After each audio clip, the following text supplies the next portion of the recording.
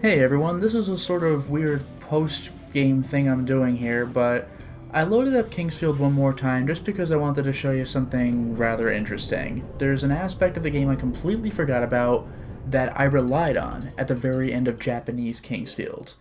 The first thing I'm going to do is equip the Flame Sword. You'll remember that it works like this. Now, there are some swords in the game that have magic abilities, and in Kingsfield 2, they have two magic abilities. One of them is the standard way, swing and then press magic, and get the timing right. It might take me a couple tries, but we'll see what we have. There, I can just shoot fireballs at this thing, and that was expensive, by the way. Now, the other magic ability is I press X, my run button, then attack, then hold triangle, which is weird. So that's freaking insane. That's like a shotgun blast. So there you go. That's one of 6 magic swords in the game. The second one, which I really never bothered with, is the Shiden. Remember this with all slash or all chop or something? A weird horizontal slash, right? With my goofy, janky arm. We have this. Nope. Nope. God damn, that's kind of like the flash attack. But there's also... That's pretty freaking sweet, man. I like this. Alright. That's 2 of 6 swords in the game I can play with. Now, let us equip the Ice Blade. That looks cool. Also, no pun intended, I promise.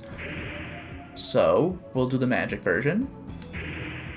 It's a slow swing, I gotta try again. Nice! And we have... That's pretty cool. I'm liking this. Next, we have a very important one. Seath's Sword. This was a very good sword, even though I mostly used the spider instead.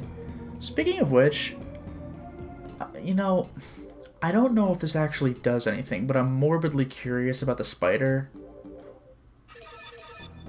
Does that have an earth attack or something? It actually does. I'm glad I checked, because the guide I'm checking didn't mention this. Probably because it's a secret sword. Oh my god. Okay, now... I'm glad I checked. That was not addressed. Now let's try Seath's Sword, and let us also restore some magic. Honestly, let's do it again. Okay, so now we have Seath's Sword, which you remember does this when I swing it. Normal swing attack. Pretty cool. Light beams, or needles, or whatever, like the bits shoot from Goira. And... What? Do I just let it go? That looks like it's gonna be something. Well, according to the guide, I'm just invincible if I do this. I could even run like this. I'm curious. I'm gonna run into an enemy. Oh, enemy's right here. Perfect. I'll get ready to equip the thing, and... Huh? Oh, that's insane! Oh, that's ridiculous! Wow, dude! I can get behind that. That's freaking cool! Alright, let's retreat. That's incredible! Okay, now there are 2 more swords in the game that we can do with this. One of them I have on me. The Dark Slayer. Remember, it attacks like this. Oh, are you kidding me? Or was that just flash? There it is. That's pretty nuts.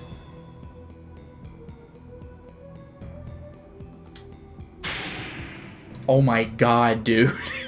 That's absolutely insane. Now, there is one more sword that I can play with. And you might actually already know what it is.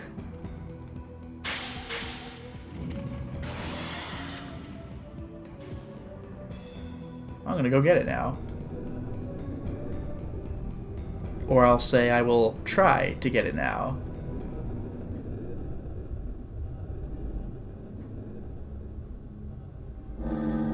Man, it's a shame I hadn't played with this stuff earlier. Although you'll notice these magic attacks are very expensive.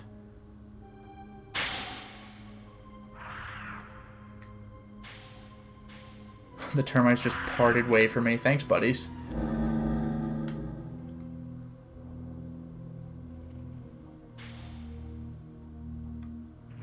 Now, this little trick I'm going to try, I had mentioned in my last stream. I'm going to see if I can actually properly execute it this stream. Here comes Goyra. Let's see if this works. Now, remember how Goyra's bite attack, he whips his neck around? Remember how that kind of launched me? I'm going to capitalize on that. You ready?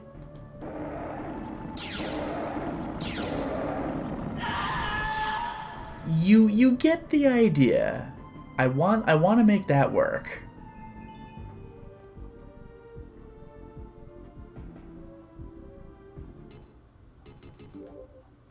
Let's try loading the game and seeing if I can't pull that off again. This time I'll have all my magic too. It's even better. Alright, let us go straight to Goyra. Hopefully without incident. It's a bit obnoxious to have to keep making this trip, but at the same time, it's possible to do it unscathed, which I failed to do here, but it's also relatively quick. I have to go through 2 doors and I think 4 teleporters. 1. And then I have to go through a non-maze, which just feels weird. This part I understand. We have a weird mecha demon lord and even weirder mecha termites. I don't know why you even bother with those. 2. But now this part seems pointless. There are no enemies here. It's just a hallway.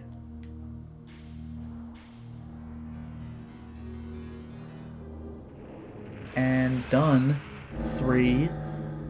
And look, it's the final hallway. I understand this one having no enemies. It's the big last one. But then, weird. Alright, so now that we're here, let's Sungate out of here. Oh no, I can't. Now, this is going to be the tricky part. I have to run straight into this guy and also not die. What I want him to do is knock me into the air. Oh, I might... That might have done it, actually. I might be in good shape. Let's find out. Yes! Ladies and gentlemen. Moonlight Sword, I can just take this. Can you believe it? I can just take it.